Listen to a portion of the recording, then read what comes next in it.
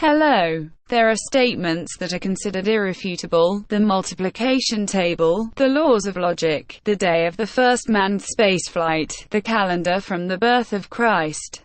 As for the latter, serious researchers are confident that a whole millennium was added for a number of reasons to the chronology by the scholars of Europe in the 15th–16th centuries. Now we will tell you how this could have happened, and until you finish watching this video, do not judge the scientists who dared to doubt that 2,000 years have passed since the birth of Christ. What is it that these researchers found? For example, the portrait of August Ludwig Schlosser, one of the authors of the Norman theory of the origin of Russian statehood.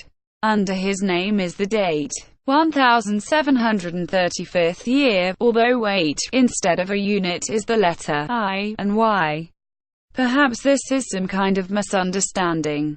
But the same situation with the date on the engraving portrait of the Italian composer Carlo Broschi, which dates from 1795.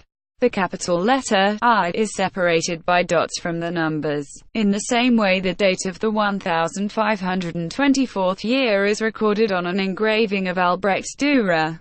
We see that the first letter is depicted as the letter I, as in the previous case. It is separated by dots on both sides, so that it is not confused with numbers. But here's another thing: the engraving depicts the medieval publishing brand Ludovici Elzura. The date 1595 is recorded on the left ribbon in Arabic numerals. Here, the number 1 is indicated by the letter I, separated by a dot from the numbers.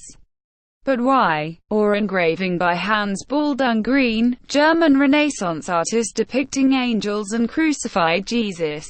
Here you can see that the sign depicting those 1,000 is fundamentally different from the other two units and suspiciously resembles the letter J. It has become so the artist realized the difference between the first sign of the date and the others.